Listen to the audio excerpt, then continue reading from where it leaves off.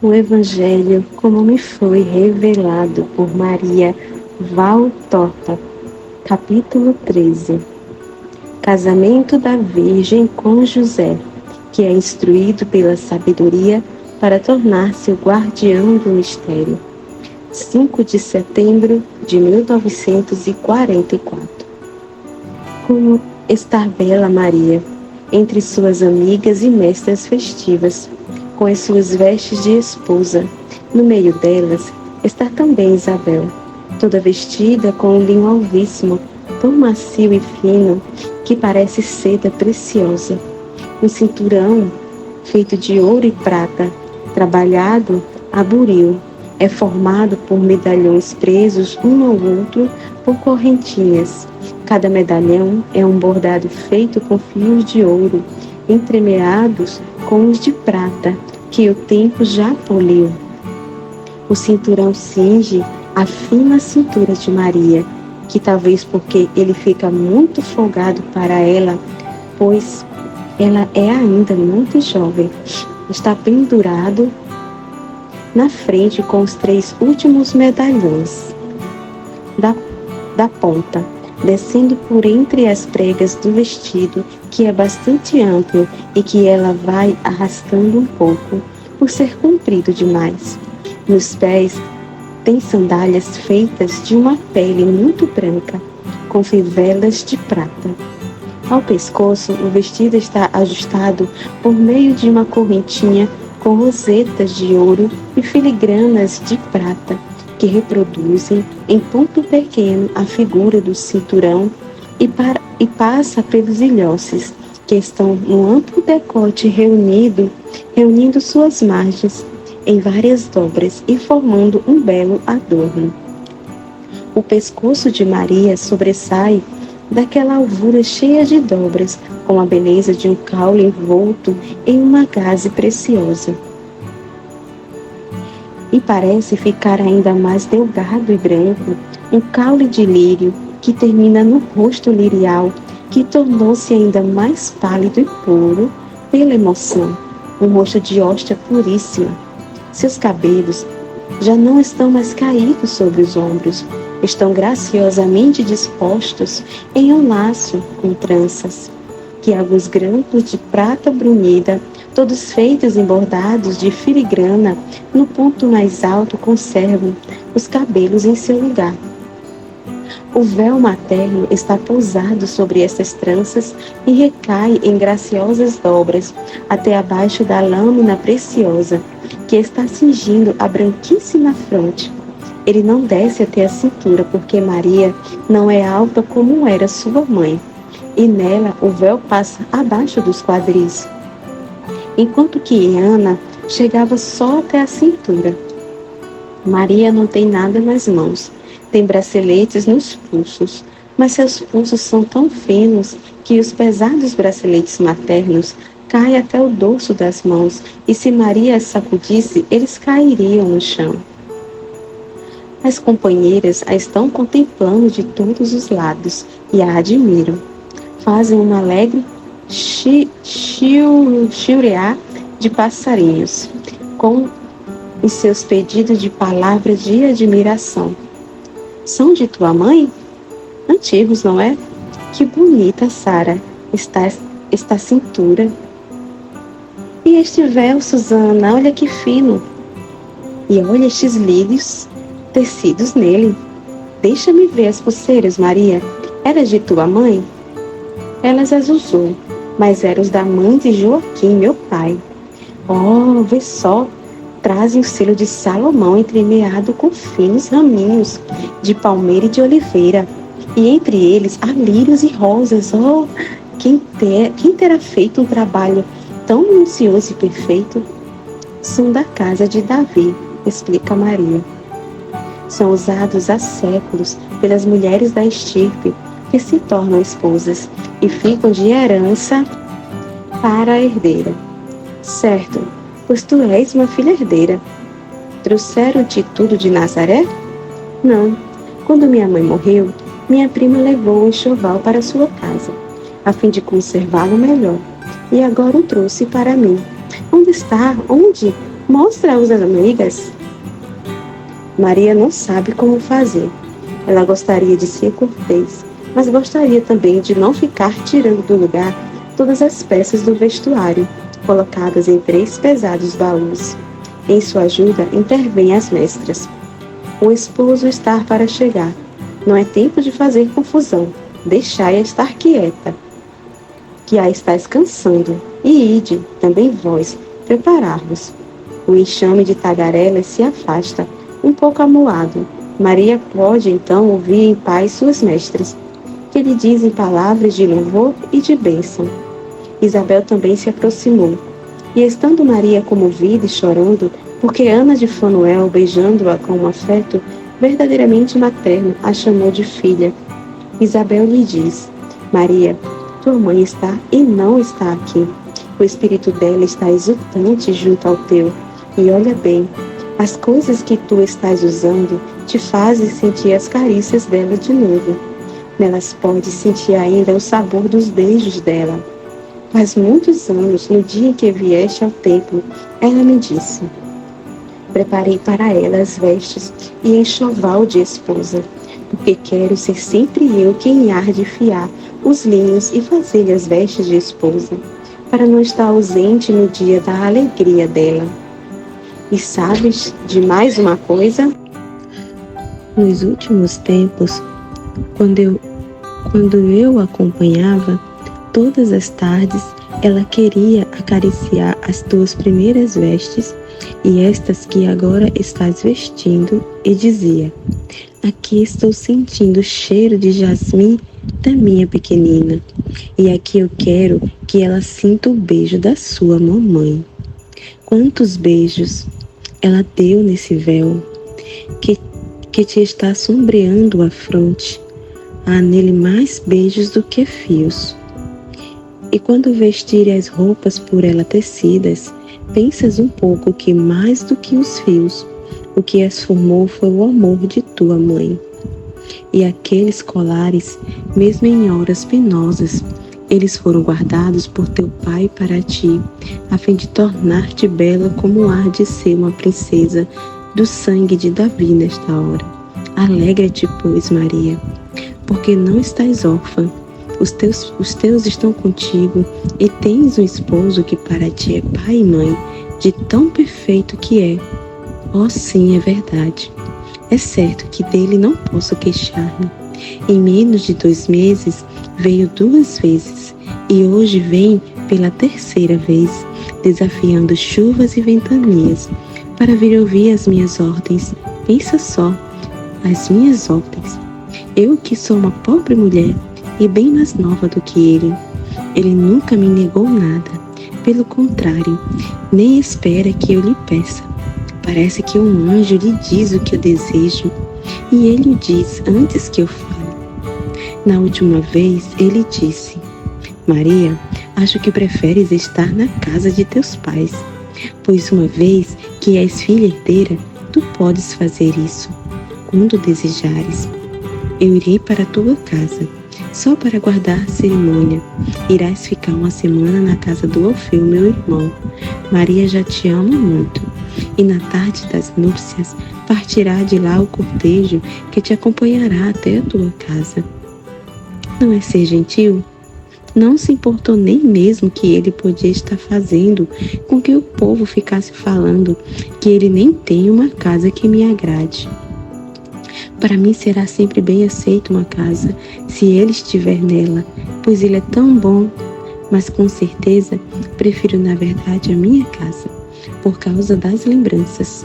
Oh, como o José é bom! Que é que ele falou de teu voto? Ainda não me disseste nada. Não fez nenhuma oposição. Pelo contrário, ao saber de minhas razões, disse: eu vou unir o meu sacrifício ao teu. É um jovem santo, diz Ana de Fanuel. A essa altura, o jovem santo vinha entrando acompanhado por Zacarias. Está literalmente esplêndido, todo em amarelo ouro, e até parece tratar-se de algum soberano do Oriente. Um esplêndido cinturão segura por baixo a bolsa e o punhal, a bolsa feita de marroquim bordado em ouro, e o punhal numa bainha também de marroquim, com frisos de ouro. Tem na cabeça um turbante, que é a cobertura de costume como se vê ainda em certos povos da África, como os beduínos, preso por um cordão precioso, um túnel fio de ouro, ao qual estão atados pequenos maços de mirto. Ele está com um manto novo, cheio de franjas, o que lhe dá um ar majestoso, e está fulgurante de alegria. Nas mãos traz ainda pequeno maço de mirto florido. A paz esteja contigo, minha esposa. Ele saúda. A paz esteja com todos. E depois de ter recebido a salvação de resposta, diz: eu vi a tua alegria no dia que te dei aquele ramo do teu jardim. Pensei agora em trazer-te um mirto apanhado, perto da gruta de que tantos gostas. Queria trazer-te as rosas que já estão abrindo as primeiras flores em frente à tua casa. Mas as rosas duram pouco, e com tantos dias de viagem, eu teria chegado aqui só com os espinhos. A ti, querida, só quero oferecer rosas, atapetando os caminhos de flores delicadas e perfumosas, para que sobre elas possas pôr teu pé, para que não encontre nenhuma sujeira ou aspereza. Agradeço a ti, bom homem. Como conseguiste que ele chegasse até aqui tão viçoso e bonito?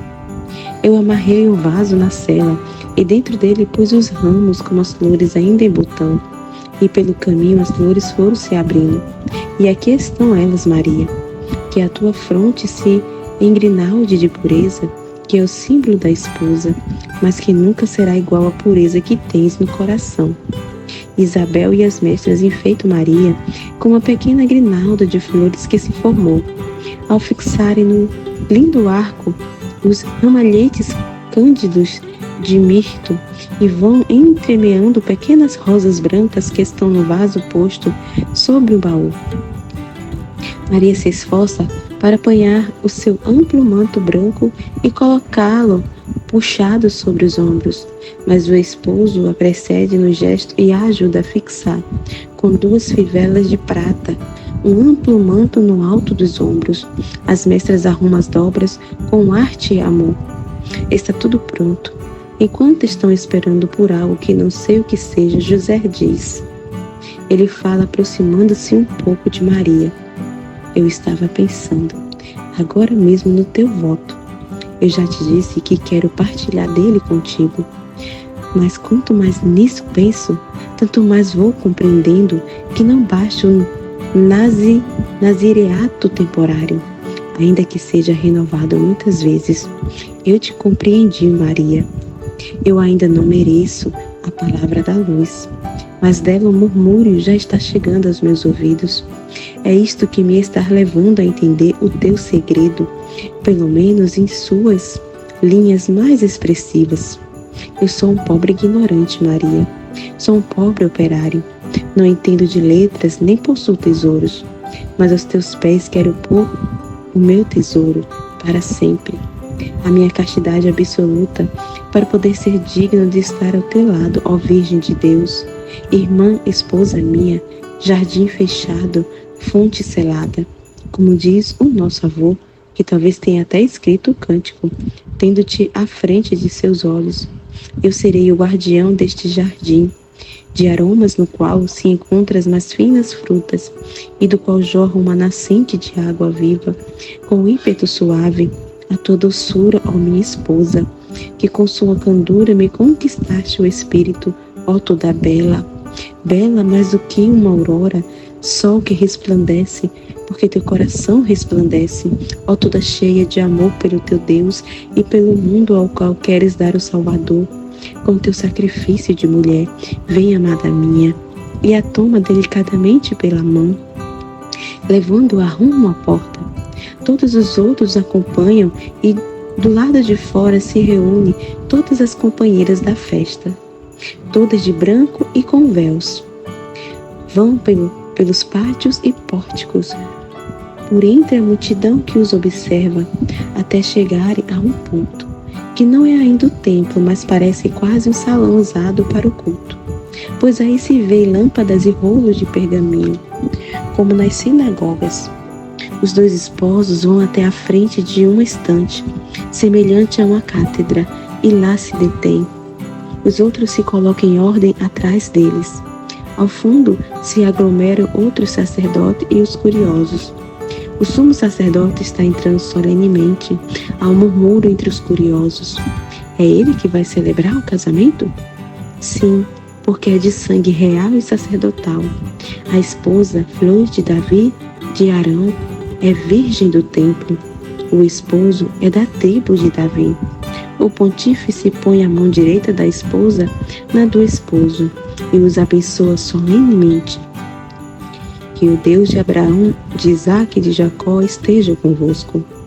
Que ele vos une, que se realize em vós a sua bênção, dando-vos ele a sua paz e uma numerosa descendência, uma vida longa e uma morte feliz no seio de Abraão. Depois ele se retira com a mesma solenidade que entrou. Fazem-se as promessas mútuas. Maria já é esposa de José. Todos saem e, sempre em perfeita ordem, vão até a sala onde é lavrado o contrato de núpcias, no qual se diz que Maria, filha herdeira de Joaquim, de Davi e de Ana de Arão, entrega como dote a seu esposo a sua casa com os seus bens, os enxovais e todos os outros bens que ela herdou de seu pai. Tudo terminou. Os esposos saem para o pátio e o atravessam, indo para a saída que fica perto do quarteirão das mulheres que trabalham no templo. Um carro de boi bem cômodo e pesado está à espera deles. Sobre o carro está estendido um toldo de proteção, onde se encontram também os pesados baús de Maria. Despedidas, beijos, lágrimas, bênçãos, conselhos, recomendações. E depois Maria sobe com Isabel, colocando-se no centro do carro. Na frente estão José e Zacarias. Já tiraram os mantos de festa e todos se envolveram num grande manto escuro. O carro parte. Ao trote pesado de um cavalo grande e escuro, os muros do templo vão ficando longe, depois também os da cidade, e vão chegando os campos novos e verdejantes, cheios das flores dos primeiros dias da primavera, com as plantações já crescidas a um bom palmo do chão, mostrando suas folhinhas leves, que a brisa ligeira formam ondas parecendo esmeraldas, soltando um cheiro mesclado das flores dos pessegueiros e das macieiras, junto com o cheiro de trevos e do poejo selvagem. Maria está chorando baixinho, debaixo do seu véu, e de vez em quando afasta a cortina do todo para olhar mais uma vez o templo, que vai ficando sempre mais longe, e a cidade que ela está deixando para trás. A visão termina assim. Jesus diz: que é que diz o livro da sabedoria, cantando os louvores dela? Na sabedoria está de fato o espírito da inteligência, santo, único, múltiplice, sutil. E continua enumerando os dotes dela, para terminar o período com estas palavras: que tudo pode, tudo prevê, que compreende todos os espíritos, inteligente, puro, sutil. A sabedoria penetra com sua pureza, é um vapor de virtude de Deus. Por isso nada arde impuro, imagem da bondade de Deus. Mesmo sendo única, tudo pode, imutável, renova todas as coisas, comunica-se às almas santas e forma os amigos de Deus e os profetas. Tu viste como José, não por uma cultura humana, mas por uma instrução sobrenatural, sabe ler no livro selado da Virgem Imaculada, que como ele se aproxima das verdades proféticas com a sua visão de um mistério sobre-humano, no qual os outros viam apenas uma virtude. Impregnado dessa sabedoria, que é vapor da virtude de Deus e uma certa emanação do Onipotente, ele se dirige com espírito seguro no mar desse mistério de graça que é Maria. Aprofunda-se com ela em conversações espirituais, nas quais, mais do que com os lábios, são seus dois espíritos que falam um ao outro no sagrado silêncio das almas, onde só Deus ouve as vozes. e só as percebe aqueles que são agradáveis a Deus, porque são seus servos fiéis e dele estão plenos. A sabedoria do justo, que aumenta pela união e proximidade daquela que é a toda graça, prepara-o para penetrar nos segredos mais altos de Deus e para poder cuidar e defendê-los das insídias do homem e do demônio. Por enquanto, a sabedoria lhe dá um novo vigor. Do justo faz um santo, do santo faz um guardião da esposa e do filho de Deus. Sem faltar com a reverência para com o selo de Deus, ele, o casto, que agora leva sua castidade até um heroísmo angelical, pode ler a palavra de fogo escrita sobre o diamante virginal pelo dedo de Deus. Nele lê aquilo que a sua prudência não diz, mas que é muito maior do que o que Moisés leu nas tábuas de pedra. E para que nenhum olho profano, nem de leve, se atreva a tocar no mistério, ele se põe como selo sobre o selo, como o arcanjo de fogo sobre a entrada do paraíso, dentro do qual o Eterno acha suas delícias, passeando a brisa da tarde e falando como aquela que é o seu amor, bosque de lírios em flor, aura impregnada de aromas, laranja fresca da manhã, estrela de rara beleza, delícia de Deus. A nova Eva está lá, diante dele, não osso de seus ossos, nem carne de sua carne, mas companheira de sua vida, arca viva de Deus, a qual é recebida por ele de Deus para que a guarde e a entregue a Deus tão pura como quando a recebeu. Esposa de Deus, era o que estava escrito naquele livro místico, páginas imaculadas. E quando na hora da prova a suspeita assobiou para ele, para atormentá-lo como homem e como servo de Deus, sofreu como nenhum outro, pela suspeita de ter havido um sacrilégio. Contudo, essa foi a prova que estava por vir. Por enquanto, nesse tempo de graça, ele vê e se coloca ao serviço sincero de Deus. Depois virá a tempestade da provação, como para todos os santos, a fim de serem provados e transformados em cooperadores de Deus. O que se lê no Levítico?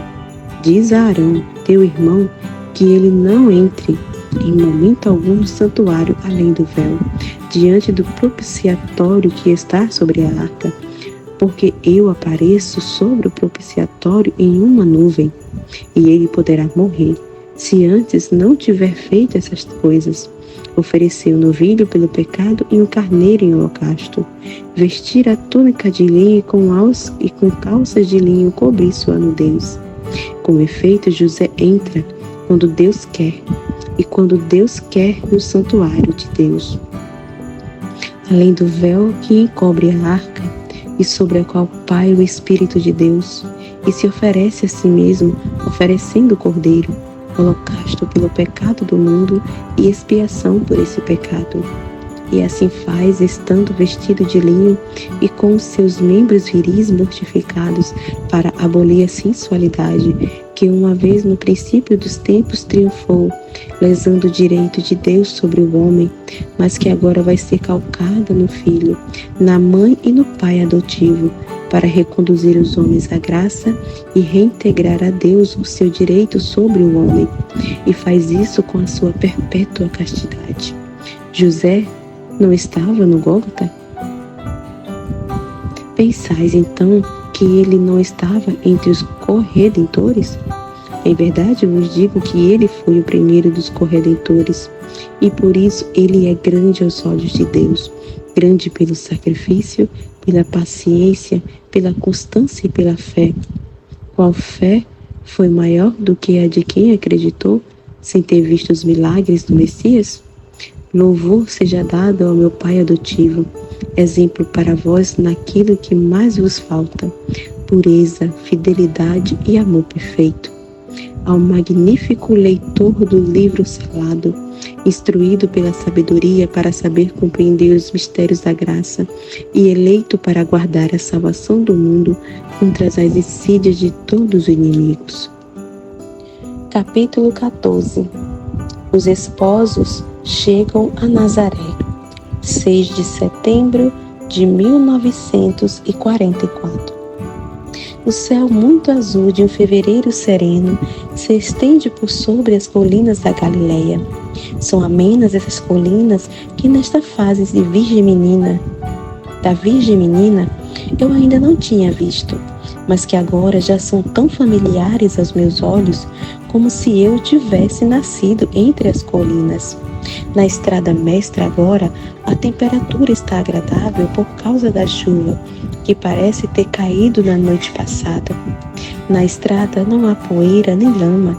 Está firme e limpa como uma rua de cidade, e vai se estendendo por entre duas sedes de espinheiro alvar em flor. A neve que caiu veio trazendo dos bosques um cheiro levemente amargo, mas depois foi desfeita pelas singulares aglomerações dos cactos de folhas grossas e em forma de pequenas pás, todas rígidas e cheias de espinhos, ornadas com as grandes granadas, que são os seus estranhos frutos, nascidos sem pedúnculos, mas saindo diretamente das folhas, as quais, pela cor e pela forma, me fazem lembrar das profundezas do mar, dos bosques de coral e das medusas, ou de outros bichos dos mares profundos. As sebes, cuja função é separar as várias propriedades estendidas em todas as direções, formando um esquisito desenho geométrico cheio de curvas e de ângulos, de losangos, quadrados, semicírculos e triângulos de agudezas e obtusidades incríveis. Um desenho todo borrifado de branco, como uma fita excêntrica estendida ao longo dos campos, como sinal de alegria e sobre a qual voam, pio e cantam centenas de passarinhos de toda espécie, na alegria do amor ou no trabalho da reconstrução de seus ninhos. Adiante das sebes estão os campos, com os trigais já mais crescidos do que os dos campos da Judéia, prado já coberto de flores, como a resposta às nuvenzinhas que passam ligeiras pelo céu e que o pôr do sol que torna ou róseas ou de um lilás delicado, um roxo pervinca, ou opalino azulado, um laranja coral, assim também as centenas de nuvens vegetais, com suas árvores frutíferas, são brancas, rosas, vermelhas em todas as nuances das cores brancas, rosa e vermelha. Ao suave vento da tarde, as primeiras pétalas das árvores floridas borboleteiam pelo ar e vão caindo, parecendo enxames de pequenas borboletas, à procura do pólen sobre as flores dos campos. Entre uma árvore e outra, nos sarmentos das videiras ainda nuas, nas pontas onde o sol bate, as primeiras folhinhas vão se abrindo aos poucos, ingênuas, assombradas e palpitantes de vida. Plácido em seu ocaso, o sol está para sumir no horizonte, e o céu já tão bonito em seu azul, torna-se um azul mais claro com os raios de luz. Lá longe está brilhando o branco das neves do Monte Hermon e de outros picos mais afastados. O carro de boi está indo pela estrada. É o carro que leva José e Maria com seus primos. A viagem está chegando ao fim. Maria olha com aqueles olhos cheios de ansiedade de quem quer conhecer, ou melhor, reconhecer aquilo que ela já viu, mas de que não se lembra mais, e sorri. Quando alguma sombra de lembrança volta à sua memória e se detém, como uma luz que mostra esta ou aquela coisa, este ou aquele ponto. Isabel, Zacarias e José ajudam Maria a se lembrar, mostrando uma elevação do terreno ou uma ou outra casa. Desta forma, Nazaré começa a se despontar, estendida por cima das ondulações de sua colina. Olhada pelo lado esquerdo do sol poente, Nazaré nos mostra a cor branca rosada de suas casinhas largas e baixas, com seus terraços sobrepostos. Algumas delas atingidas em cheio pelo sol parece estar para pegar fogo, pois a fachada fica tão vermelha com o sol que incendeia até a água dos regos e dos poços rasos, quase sem peitoril, por onde os cântaros com água para a casa e os odres para a horta sobem chiando. Meninos e mulheres aparecem à beira da estrada para olhar o carro.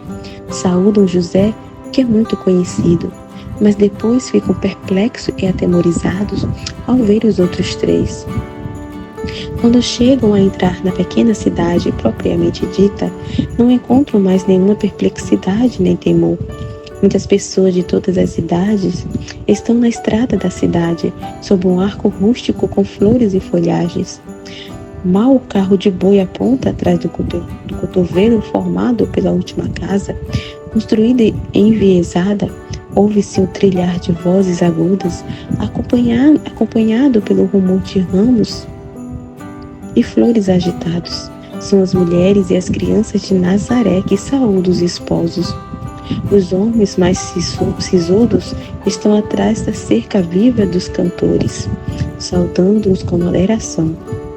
O carro já foi descoberto, pois tiraram o todo, antes de chegarem à cidade, visto que o sol não mais incomoda, e Maria assim tem a oportunidade de ver melhor a sua terra natal. Portanto, agora ela também aparece em sua beleza como uma flor, branca e loura como um anjo. Ela sorri com bondade para as crianças, que lhe jogam flores e beijos, para as jovens de sua idade, que a chamam pelo nome, para as esposas, para as mães, para as velhas, que as abençoa cantando. Ela faz uma inclinação para os homens e especialmente para um que parece ser o rabino, ou a pessoa mais influente da cidade. Enquanto isso, o carro continua lentamente pela rua principal, acompanhado durante um bom tempo pela multidão, para a qual aquela chegada foi um agradável acontecimento. Aqui está a tua casa, Maria, diz José, mostrando com um chicote que está em sua mão, uma casinha que fica precisamente ao pé de uma das ondulações da colina, tendo aos fundos um belo e vasto jardim todo florido, e que termina em um pequenino olival. Do outro lado está a costumeira sebe, com o espinheiro alvar e as cactacéias marcando o limite da propriedade. Os campos que antes pertenciam a Joaquim estão atrás da sebe. Como estás vendo, te restou pouca coisa, diz Zacarias. A doença de teu pai foi longa e se gastou muito com ela. Também se gastou bastante com as despesas para reparar os prejuízos dados por Roma. Estás vendo? A estrada feita pelos romanos levou os 3 principais cômodos da casa, deixando o ar muito diminuída. Para torná-la mais ampla, sem que fossem necessárias despesas excessivas, foi aproveitada uma parte do monte onde há uma gruta. Era lá que Joaquim guardava as suas provisões e Ana os seus teares. Tu farás aí o que achares bom. Ó, que seja pouca coisa, não tem importância. Sempre para mim bastará, eu vou trabalhar. Não, Maria, é José que está falando. Eu é que trabalharei. Tu não farás mais do que tecer e costurar as coisas da casa. Eu estou jovem e forte e sou teu esposo. Não me faças ficar envergonhado com o teu trabalho. Farei como queres. Sim, neste ponto eu quero. Em qualquer outra coisa, o teu desejo é lei, exceto isto. Chegaram, o carro para. 2 mulheres e 2 homens, respectivamente com seus 40 e 50 anos, estão à porta, rodeados por muitas crianças e adolescentes. A paz de Deus esteja contigo, Maria, diz o homem mais velho, enquanto uma das mulheres se aproxima de Maria, a abraça e beija. É o meu irmão Alfeu e Maria, sua mulher, e estes são os filhos dele. Vieram de propósito para te fazerem festa e para te dizerem que a casa deles é tua, se quiseres, diz José. Sim, vem, Maria.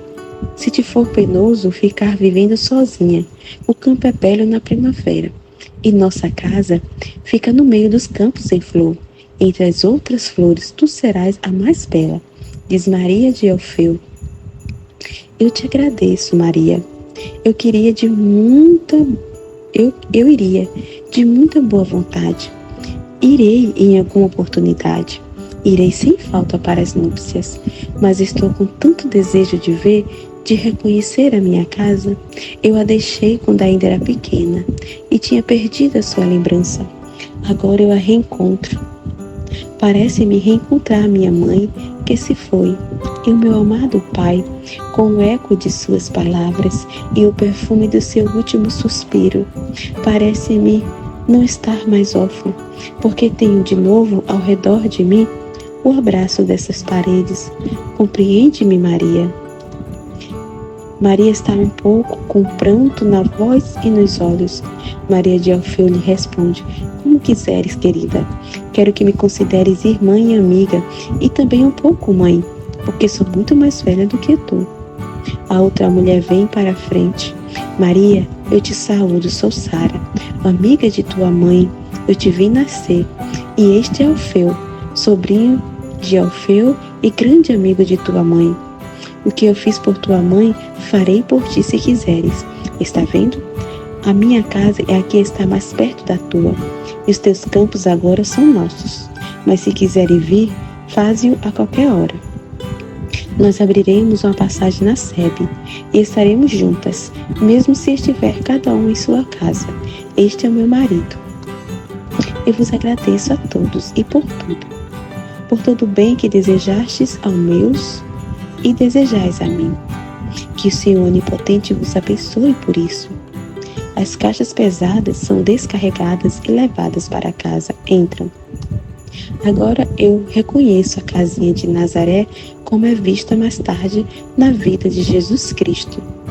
Como costume, José toma Maria pela mão para entrar na casa.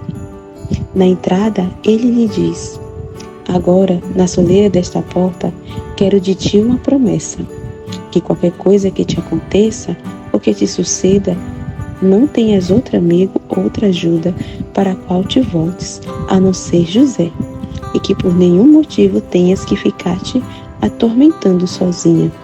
Eu sou tudo para ti, lembra-te disso. E será minha alegria tornar feliz o teu caminho, pois a felicidade nem sempre depende do nosso poder. Pelo menos posso tornar este caminho para ti calmo e seguro. Prometo, José. Abre-se as portas e janelas. Os últimos raios de sol curiosos entram.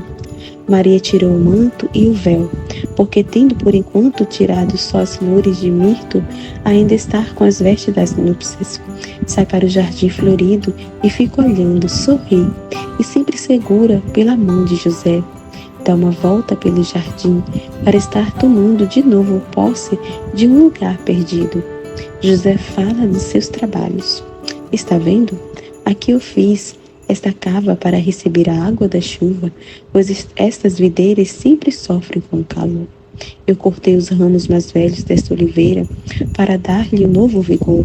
Pus no lugar definitivo estas macieiras, porque 2 delas já estavam mortas. Mais adiante plantei 2 figueiras. Quando elas crescerem, protegerão a casa do ardor do sol e dos olhares dos curiosos. A armação da parreira é antiga. Nada mais fiz do que mudar os mourões que estavam podres e trabalhar com uma tesoura. Espero que esta parreira dê muita uva. E aqui, olha, enquanto a leva orgulhoso para a encosta, que se ergue atrás da casa, cercado o pomar do lado do norte. Aqui, escavei uma pequena gruta, reforçando-a para que quando estas plantinhas pegarem, fique quase igual àquela que tinhas. Falta a nascente, mas eu espero trazer até aqui um fio de água de nascente. Vou trabalhar nas longas tardes do verão, quando eu vier te ver. Mas como? Diz Alfeu. Não ireis casar-vos neste verão? Não. Maria quer fiar os tecidos de lã, as últimas coisas que estão faltando para o enxoval. E eu estou contente que seja assim. Maria é tão jovem que esperar 1 ano ou até mais não é nada. Enquanto isso, ela se vai acostumando com a casa. Ora, tu sempre foste um pouco diferente dos outros e ainda continuas o mesmo. Não sei se poderia haver alguém que não tivesse pressa em ter por mulher uma flor como Maria, e tu ainda queres esperar meses? A alegria longamente esperada é a alegria mais intensamente gozada. Responde José com um amável sorriso. O irmão encolhe os ombros e pergunta: e então? Quando achas que sairá o casamento? Quando Maria fizer 16 anos. Depois da festa dos tabernáculos, assim serão doces as tardes de inverno para os novos esposos. E sorri outra vez olhando para Maria. É um sorriso suave que faz parte de uma combinação secreta. Faz parte de uma castidade fraterna e consoladora. Depois José retorna ao seu passeio. Este é o quarto grande, do lado do monte. Se achas bom, dele farei a minha oficina, quando vier aqui. Ele está perto da casa sem fazer parte dela. Assim não perturbarei ninguém, fazendo barulho ou desordem. Mas se quiseres de outro modo, não, José, está tudo bem assim. Tornam a entrar em casa e acendem as lâmpadas. Maria está cansada, diz José. Deixemo-la descansar com os primos. Todos se despedem. José fica ali ainda alguns minutos e fala com Zacarias em voz baixa. Teu primo deixa contigo Isabel por algum tempo. Estás contente? Eu sim, porque ela vai te ajudar, para que tornes uma perfeita dona de casa. Com ela poderás pôr em ordem como gostas as tuas coisas e tuas alfaias. E eu virei todas as tardes também para te ajudar. Com ela poderás ir comprar lã e o mais que for preciso. Eu responderei pela despesa. Lembra-te que prometeste me procurar para tudo. Adeus, Maria. Dorme o primeiro sono nesta tua casa, e o anjo de Deus torne o teu sono tranquilo. O Senhor esteja sempre contigo. Adeus, José, que tu também estejas sobre as asas do anjo de Deus. Obrigado, José, por tudo. Na medida que eu puder, vou te dar, com meu amor, uma compensação ao teu amor por mim. José saúda os primos e sai, e com isto cessa a visão. Capítulo 15. Como conclusão do pré-evangelho. 6 de setembro de 1944. Jesus diz: o ciclo terminou, e com este ciclo tão doce e suave, o teu Jesus te fez sair sem sobressaltos, para fora do tumulto destes dias. Como um menino enfaixado em lãs macias, colocado sobre fofas almofadas, tu também foste enfaixada por estas felizes visões, para que não sentisses com terror a ferocidade dos homens que se odeiam. Em vez de se amarem, não poderias mais suportar certas coisas.